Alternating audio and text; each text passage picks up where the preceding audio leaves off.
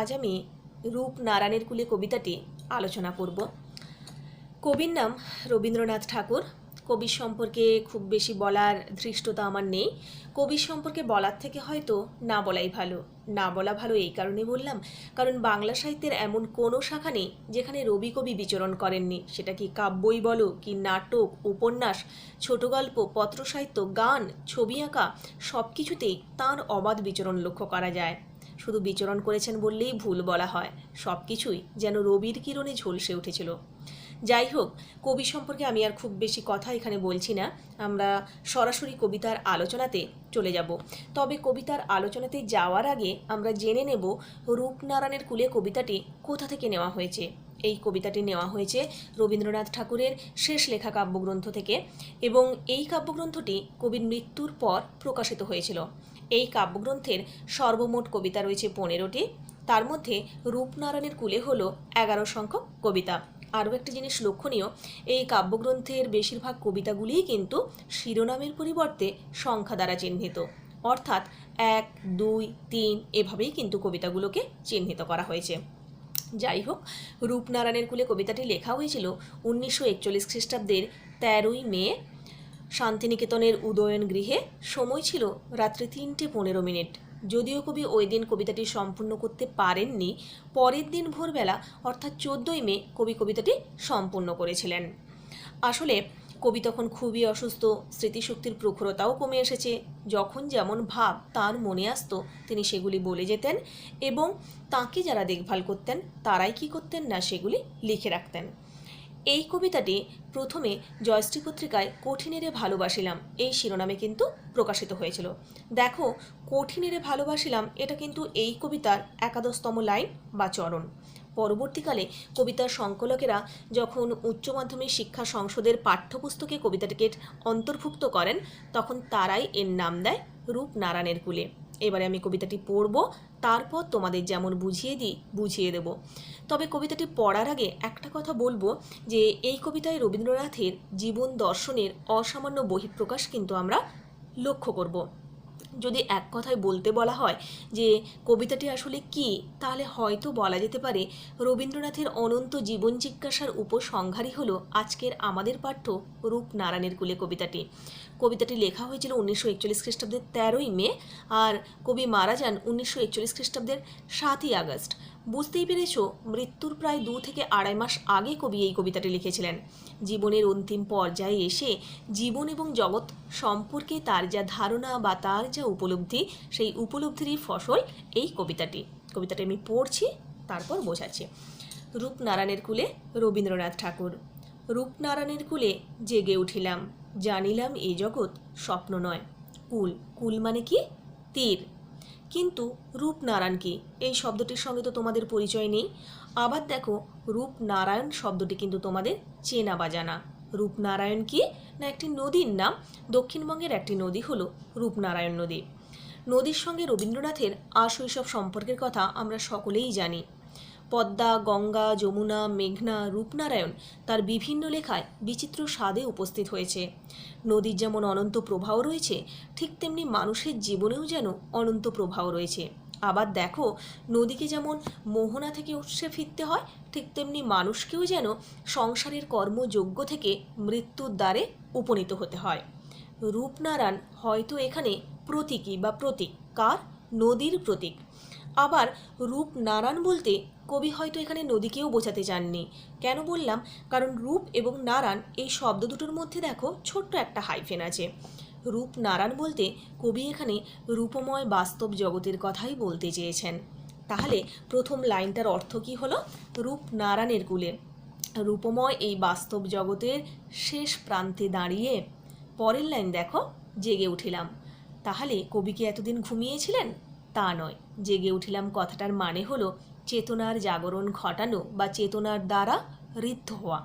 জীবনের অন্তিম পর্যায়ে এসে কবি যেন জীবনকে আরও গভীরভাবে জানলেন। এতদিন ধরে যে জীবনের অর্থ তিনি খুঁজে চলেছিলেন, সেই অর্থ জীবন সায়ান্নে এসে তিনি খুঁজে পেলেন। এখানে দেখো, আমি এই বয়সে এসে জীবন সম্পর্কে আমার যা ধারণা, আমার থেকে তো তোমরা অনেকটাই ছোট, তোমাদের চোখে জীবন আরেক রূপে ধরা দিয়েছে। আবার দেখো, আমার থেকে যাদের বয়স অনেকটাই বেশি, যারা মৃত্যুর কাছাকাছি সময়ে পৌঁছে গেছে, তাদের চোখে কিন্তু জীবন আরেকভাবে ধরা দিয়েছে। জীবন, এই যে জীবন নদের বাঁকে বাঁকে এত অর্থ লুকিয়ে রয়েছে, এত চমক লুকিয়ে রয়েছে, সেই চমক হতে পারে সুখ, হতে পারে দুঃখ। সুখ দুঃখের দোলাচলতায় ভাসতে ভাসতে আমরা জীবন নদে এগিয়ে চলেছি, কিন্তু কবি তো জীবন নদে এগিয়ে যাচ্ছেন না। কবি জীবন নদের একেবারে শেষ প্রান্তে বা কিনারাতে পৌঁছে গেছেন। সেখানে পৌঁছে কবি জীবনের অর্থও খুঁজে পেলেন। কবির চোখে জীবন আসলে কি, সেটা কবিতাটা আগে শেষ হোক, তারপরে আমি বলবো কবির চোখে জীবন আসলে কি। শুধু জীবন কি তা কিন্তু নয়, জগৎ কি কবি সেটাও আমাদের জানিয়েছেন। এই কবিতাটাকে তোমরা বলতে পারো যে কবির আত্মোপলব্ধি, সত্যোপলব্ধি এবং মৃত্যুপলব্ধির কবিতা। বা যেটা বললাম যে জীবন কি, জগৎ কি, এই প্রশ্নগুলো কবি এই কবিতায় তুলে ধরেছেন এবং তার উত্তরও কিন্তু কবি এই কবিতায় সুন্দরভাবে আমাদের দেখিয়েছেন। পরের লাইন দেখো, জানিলাম এ জগৎ স্বপ্ন নয়। তাহলে এই জগৎ কি? এই জগৎ হচ্ছে কঠোর বাস্তবের জগৎ, এই জগৎ হচ্ছে নির্মম বাস্তবের জগৎ, এই জগৎ হচ্ছে চরম বাস্তবের জগৎ। স্বপ্ন, স্বপ্ন দু ধরনের হয়। একটা কি বলতো, যেটা আমরা ঘুমিয়ে দেখি, আর একটা যেটা আমরা জেগে জেগে দেখি। ঘুমিয়ে ঘুমিয়ে যে স্বপ্নটা দেখি, সেই স্বপ্নের উপরে আমাদের কোনো হাত থাকে না, এবং সেই স্বপ্ন সুস্বপ্নও হতে পারে, দুঃস্বপ্নও হতে পারে। কিন্তু জেগে জেগে আমরা যে স্বপ্নগুলো দেখি, সেই স্বপ্নের ওপরে আমাদের হাত থাকে। অর্থাৎ আমি বলতে চাইছি, বাস্তবের যে আকাঙ্ক্ষা বা চাহিদাগুলোর পরিতৃপ্তি আমরা ঘটাতে পারি না, সেগুলো কিন্তু আমরা স্বপ্নে পূরণ করে নেওয়ার চেষ্টা করি। একটা উদাহরণ দিই, তাহলে ব্যাপারটা তোমরা আরও ভালো করে বুঝতে পারবে। বাংলারই কথা ধরছি। ধরো আমি বাংলাতে পরীক্ষা দিচ্ছি, পরীক্ষার হলে গিয়ে পরীক্ষা দিচ্ছি, এবং সেখানে যে প্রশ্ন এসেছে, সেই প্রশ্নের অধিকাংশ প্রশ্নগুলোই আমার কিন্তু জানা নেই বলতে আমি যেগুলো পড়ে গিয়েছিলাম সেগুলো হয়তো পরীক্ষার প্রশ্নে আসেনি। স্বভাবতই যেহেতু প্রশ্নগুলো আমার লাগেনি, আমি কি করলাম না, অনেকগুলো প্রশ্ন ছেড়ে বাড়ি ফিরলাম। বাড়ি ফিরে আসার পরেও আমি কিন্তু জেগে জেগে স্বপ্ন দেখছি যে আমি খুব ভালো ফল করব। কিন্তু যখন রেজাল্ট বেরোলো, দেখা গেল আমার ফল যথারীতি খুবই খারাপ হয়েছে। তাহলে এই যে ফল খারাপ হওয়া, এটা কি বলতো, এটা বাস্তব। কিন্তু আমি যে ভেবেছিলাম এতগুলো প্রশ্ন ছেড়ে আসা সত্ত্বেও যে আমি খুব ভালো রেজাল্ট করব, সেটা আসলে কী ছিল, সেটা স্বপ্ন ছিল। তাহলে আমরা দেখতে পাচ্ছি স্বপ্ন কিন্তু মিথ্যেকে আশ্রয় করে, স্বপ্ন কিন্তু কল্পনাকে আশ্রয় করে। স্বপ্ন দেখে মানুষ হয়তো ক্ষণিকের আনন্দ পেতে পারে, কিন্তু অধিকাংশ ক্ষেত্রেই দেখা যায় যে স্বপ্নগুলো বাস্তবের আঘাতে ভেঙে টুকরো টুকরো হয়ে যায়, তখন কিন্তু মানুষ দুঃখে ভেঙে পড়ে। এখানে বলে রাখি, রবীন্দ্রনাথ বললে প্রথমেই আমাদের মনে পড়ে তিনি রোমান্টিক কবি, এবং রোমান্টিক কবিতার অন্যতম বৈশিষ্ট্যই হচ্ছে কল্পনাচারিতা আর সুদূরের পিয়াসী। কবির বয়স যখন অনেকটাই কম ছিল, তখন তিনি কি করেছিলেন না, কল্পনার রঙিন ডানায় ভর করে রোমান্টিকতার জগতে ঘুরে বেড়িয়েছিলেন। জগতের রূপ, রস, গন্ধ ভরা প্রকৃতির পানে তাকিয়ে তাকিয়ে কবি মুগ্ধ হয়েছিলেন। জগৎকে এবং জীবনকে তার মনে হয়েছিল কল্পময়, স্বপ্নময় এবং মোহময় বা রঙিন মনে হয়েছিল। কিন্তু জীবনের এই শেষ পর্যায়ে এসে যে জগৎটাকে কবি স্বপ্নের রঙিন জগৎ বলে ভেবেছিলেন, সেই ধারণা কবির ভেঙে গেল, বা সেই ভুলটা কবির ভেঙে গেল। এই জগৎটা আসলে কি? এই জগৎটা আসলে চরম বাস্তবের জগৎ, এবং এই জগৎটাকে উপলব্ধি করতে হয় ত্যাগ, তিতিক্ষা, আত্মবলিদানের মাধ্যমে। তাহলে আমরা দেখতে পেলাম আমাদের চারপাশে যে জগৎ রয়েছে, সেই জগৎ স্বপ্নের কোনো ধূসর জগৎ নয়, সেই জগৎ আসলে নির্মম বাস্তবের জগৎ। পরের লাইন দেখো, রক্তের অক্ষরে দেখিলাম আপনার রূপ, চিনিলাম আপনারে আঘাতে আঘাতে বেদনায় বেদনায়। রক্তের অক্ষর, আসলে আমরা তো পেন দিয়ে লিখি, এবং যে অক্ষরগুলো লিখি সেগুলো কিন্তু কালির সাহায্যে লিখি। কিন্তু ভাবো তো, যদি রক্ত দিয়ে আমাদের লিখতে হয়, তাহলে কতটা যন্ত্রণা আমাদের হবে। কেটে গেলেই তো আমাদের রক্ত বের হয়, এবং কেটে যাওয়া মানেই ভীষণ যন্ত্রণাদায়ক, ভীষণ বেদনাদায়ক। আপনার রূপ বলতে কবি নিজের স্বরূপের কথা বলতে চেয়েছেন। রক্তের অক্ষর কথাটার মানে তাহলে কি দাঁড়ালো না, আঘাতে আঘাতে ক্ষতবিক্ষত হতে হতে বা যন্ত্রণার সুদীর্ঘ পথটাকেই কবি রক্তের অক্ষর বলেছেন। এবং এই যন্ত্রণার সুদীর্ঘ পথ দিয়েই বা পথের মধ্যেই কবি যেন নিজের স্বরূপটা দেখতে পেলেন। এই যে লাইনগুলো না, এই লাইনগুলোতে মানব চৈতন্যের যথার্থ রূপ কবি যেন ফুটিয়ে তুলেছেন। শুধু যে কবি নিজেকে দেখতে পেলেন তা কিন্তু নয়, বা নিজের স্বরূপ দেখতে পেলেন তা কিন্তু নয়।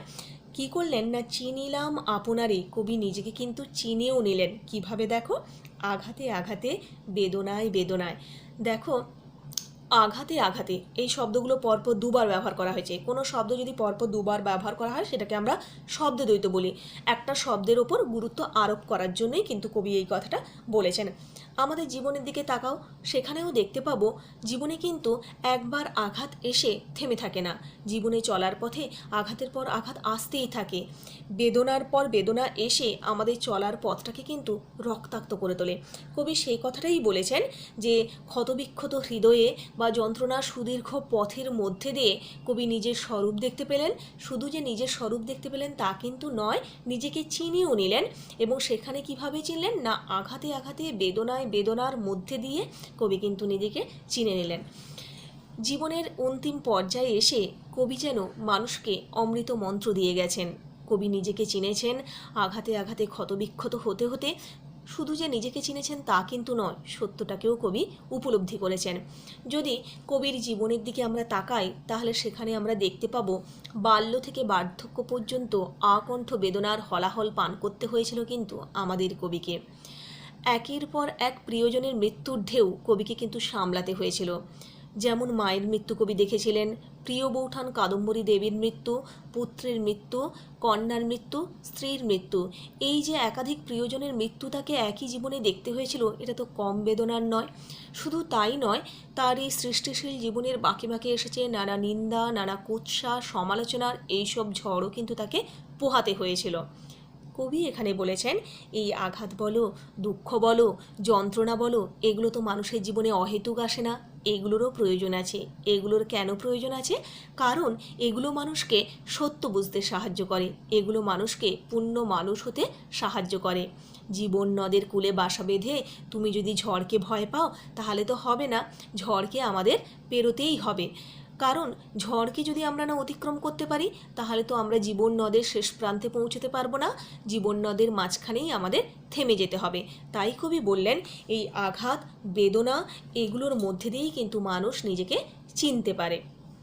পরের লাইন দেখো, সত্য যে কঠিন, কঠিনেরে ভালোবাসিলাম, সে কখনো করে না বঞ্চনা। কবি জানিয়ে দিলেন সত্য আসলে কি। সত্য কি? সত্য কঠিন। সত্য কি? সত্য নির্মম। সত্য কি? সত্য অপ্রিয়। সত্য কঠিন হওয়া সত্ত্বেও কবি ওই সত্যকেই ভালোবেসেছেন। কেন ভালোবেসেছেন তার কারণ কবি নিজেই জানালেন। কারণ সত্য কখনো মানুষকে ঠকায় না, মানুষের সঙ্গে প্রবঞ্চনা করে না, মানুষকে বঞ্চনা করে না মানুষের সঙ্গে। তাহলে কে প্রবঞ্চনা করে মানুষের সঙ্গে বা কে ঠকায়? স্বপ্ন মানুষকে ঠকায়। স্বপ্ন মধুর হলেও সেই স্বপ্নটা তো দীর্ঘস্থায়ী হয় না, সেটা তো বাস্তবের আঘাতে ভেঙেই যায়, প্রথমেই তোমাদের বললাম। তাই কবি সত্যকেই বরণ করে নেওয়ার কথা বলেছেন। এই প্রসঙ্গে বলে রাখি, তোমরা ক্লাস 8-এর একটা কবিতা পড়েছো না? সেই কবিতাটাও রবীন্দ্রনাথ ঠাকুরের লেখা, বোঝাপড়া। সেখানে কবি কি বলেছিলেন? মনের আজ কহ যে ভালো মন্দ যাহাই আসুক সত্যরে লও সহজে। কবি বারবারই তার বিভিন্ন কবিতায় এই সত্যকে বরণ করে নেওয়ার কথা বলেছেন বা গ্রহণ করে নেওয়ার কথা বলেছেন। আমরা আমাদের জীবনে চলার পথে শুধুমাত্র ভালোগুলোকেই গ্রহণ করব, খারাপগুলোকে গ্রহণ করব না, তা তো হতে পারে না। ভালো এবং মন্দ দুটোই সত্য, ভালোটাও যেমন সত্য, মন্দটাও তেমনি সত্য, এবং আমাদের জীবনে চলার পথে এই দুটোকেই আমাদের গ্রহণ করতে হবে। কবি সে কথাই এখানে বলেছেন। এখানে আরও একটা কবিতার কথা আমার খুব মনে পড়ছে, কয়েকটা লাইন তোমাদের পড়ে শোনাচ্ছি। কবিতাটির নাম হচ্ছে সংসারের প্রান্ত জানালায়। দেখো, একা বসে সংসারের প্রান্ত জানালায় দিগন্তের নীলিমায় চোখে পড়ে অনন্তের ভাষা। আলো আসে ছায়ায় জড়িত, শিরীষের গাছ হতে শ্যামলের স্নিগ্ধ সখ্য বহি, বাজে মনে নহে দূর নহে বহুদূর। এই যে কবিতার কথা আমি বললাম, এই কবিতায় রবীন্দ্রনাথের মৃত্যুভাবনা সুস্পষ্ট। আসলে আমি কেন এই কবিতাটা পড়লাম, এখানে আমরা দেখতে পাচ্ছি যে জীবন সূর্যাস্তের শেষ রশ্মি ছটায় এসে কবি জীবনকে এবং জগৎকে নতুনভাবে চিনলেন, নতুনভাবে জানলেন। এতদিন ধরে যে কবি প্রেম নিয়ে কবিতা লিখেছিলেন, আধ্যাত্ম চেতনা নিয়ে কবিতা লিখেছিলেন, প্রকৃতি নিয়ে কবিতা লিখেছিলেন, রোমান্টিকতা নিয়ে কবিতা লিখেছিলেন। জীবনের অন্তিম পর্যায়ে এসে কবি যেন সব কিছুকে দূরে সরিয়ে দিলেন। কবি এখন সত্যের মুখোমুখি দাঁড়ালেন এবং সেই সত্যের তরণী চেপে কবি পাড়ি দিতে চাইলেন কোথায়? না শান্তি পারাবারে। রবীন্দ্রনাথ সত্যের সঙ্গে সুন্দরের সম্পর্কের কথা তার সাহিত্যগ্রন্থের একাধিক প্রবন্ধে কিন্তু বলেছিলেন। জন কেটসের কবিতা পাঠের পর কবির মনে হয়েছিল সত্যই সুন্দর, সুন্দরই সত্য। কিন্তু জীবনের অন্তিম পর্যায়ে এসে কবির মনে হলো সত্যই জীবন, এবং সেই জীবনটা কঠোর বাস্তবতা দিয়ে ঘেরা, এবং সত্যের দারুণ মূল্যে সেই জীবনটাকে কিন্তু উপলব্ধি করতে হয়।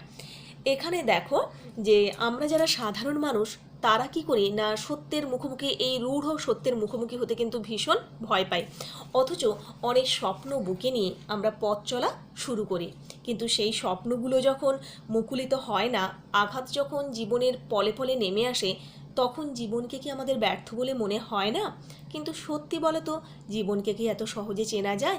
জীবনকে তো এত সহজে চেনা যায় না, কারণ জীবন আসলে কি না রূঢ় বাস্তব, তাই জীবনকে এত সহজে চেনা যায় না। কবি সে কথাটাই এখানে আমাদের বারবার বলেছেন যে সত্যটা কঠিন। অনেক সময় কি হয় বলো তো, না সত্যের পথে চলা হয়তো খুবই দুষ্কর হয়ে পড়ে, খুবই কষ্টকর হয়ে পড়ে, কিন্তু তুমি যদি একবার সত্যের পথে চলতে শিখে যাও, তাহলে কিন্তু তোমাকে সত্য যতই কঠিন মনে হোক না কেন, তোমাকে কিন্তু আর সত্যটাকে কঠিন বলে মনে হবে না। কবি এখানে সে কথাই বলেছেন যে সত্য কঠিন হোক, তুমি একবার তাকে ভালোবাসো, তাহলে দেখা যাবে যে সে কিন্তু কখনো তোমার সঙ্গে বঞ্চনা করবে না, তোমাকে কখনো কিন্তু ঠকাবে না। পরের লাইন দেখো, আমৃত্যু দুঃখের তপস্যা এ জীবন, সত্যের দারুণ মূল্য লাভ করিবারে মৃত্যুতে সকল দেনা শোধ করে দিতে। আমৃত্যু দুঃখের তপস্যা, দুঃখ দুঃখ দুঃখময় হলো আমাদের এই জীবন। তাহলে আমি তোমাদের প্রথমে বলেছিলাম জীবন কি? জীবন কি? জীবন আসলে চরম বাস্তব। জীবন কি? জীবন আসলে আঘাতে আঘাতে জর্জরিত। জীবন কি? জীবন আসলে কঠিন সত্য। জীবন কি? জীবন আসলে আমৃত্যু দুঃখের তপস্যা। জীবনের শেষ কোথায় বা পরিসমাপ্তি কোথায়? মৃত্যুর মধ্যে দিয়েই কিন্তু জীবনের পরিসমাপ্তি ঘটে। আমৃত্যু দুঃখের তপস্যা এ জীবন। মন্ত্রদ্রষ্টা ঋষির মতো রবীন্দ্রনাথ যেন মৃত্যুর সামনে দাঁড়িয়ে জীবনের এই মহামন্ত্রধ্বনি উচ্চারণ করলেন। জীবনের এই মহামন্ত্রধ্বনিটা কি না, সারা জীবনই দুঃখেরই তপস্যা করতে হবে। রবীন্দ্রনাথ তো শুধু কবি নন, তিনি একজন দার্শনিকও বটেন। তিনি বললেন কি না, দুঃখের এই অন্ধকার রাত্রি পেরোতে হলে আমাদেরকে দুঃখেরই তপস্যা করতে হবে। যদি তুমি দুঃখের সমুদ্রের মধ্যে ডুবে থাকো, তাহলে দুঃখটাকে তোমার আর কিন্তু দুঃখ বলে মনে হবে না। যতই আমরা বলি না কেন আমাদের জীবনে সুখ দুঃখ চক্রাকারে আবর্তিত হয়, কিন্তু দেখো মানুষের জীবনের দিকে তাকাও, তাহলে সেখানে কিন্তু দুঃখের সিংহাসনটাই বেশি, দুঃখের ভাগটাই কিন্তু সেখানে বেশি। এখানে একটা কথা বলে রাখি বা একটা উদাহরণ দিই, সোনা তখনই খাঁটি সোনা হয়ে ওঠে যখন তাকে আগুনে পোড়ানো হয়। ঠিক তেমনি মানুষ তখনই খাঁটি মানুষ হয়ে ওঠে যখন তাকে দুঃখের অনলে জ্বলতে হয়। আসলে দুঃখের মধ্যে দিয়েই শক্তি আসে, দুঃখের মধ্যে দিয়েই পূর্ণতা আসে। কবি সে কথাই বলতে চেয়েছেন যে আমাদের জীবনটা বেশিরভাগ ক্ষেত্রেই কিন্তু দুঃখেরই তপস্যা। এবং দুঃখের এই যদি রাত্রিটাকে পেরোতে হয়, তাহলে আমাদের কার তপস্যা করতে হবে না, দুঃখেরই তপস্যা করতে হবে। দুঃখের অভিঘাতে জীবনের আনন্দ খুঁজে নেওয়ার কথাই কবি কিন্তু এই কবিতায় বারবার করে বলেছেন। সত্যের দারুণ মূল্য লাভ করিবারে মৃত্যুতে সকল দেনা শোধ করে দিতে। সত্যের দারুণ মূল্য বলতে মৃত্যুর কথা কবি বলতে চেয়েছেন। মৃত্যুতে সকল দেনা শোধ করে দিতে। আসলে জীবনের কাছে আমরা ভীষণ ঋণী। কেন ঋণী? কারণ জীবন আমাদের বেঁচে থাকার প্রতিটা মুহূর্ত দিয়েছে, সুখ দুঃখ আনন্দ বেদনা সব কিছুই এই জীবনে আমরা পেয়েছি, বা জীবন আমাদের উপহার দিয়েছে। তাহলে জীবনের প্রতি এই ঋণটা আমরা কিভাবে শোধ করব? মৃত্যুর মধ্যে দিয়েই শোধ করব। বলা যেতে পারে মৃত্যুই হবে জীবনের প্রতি আমাদের সর্বশ্রেষ্ঠ শ্রদ্ধাঞ্জলি। জানি না কবিতাটা কতটা তোমরা বুঝতে পেরেছো, আশা করছি কিছুটা হলেও তোমরা বুঝেছো কবিতাটা। এবং যদি কিছু কিছু না বুঝতে পেরে থাকো কোনো লাইন, তাহলে পরে যদি ক্লাসে দেখা হয় তাহলে সেগুলো আমাকে বলবে, আমি আবার পরে তোমাদের বুঝিয়ে দেবো।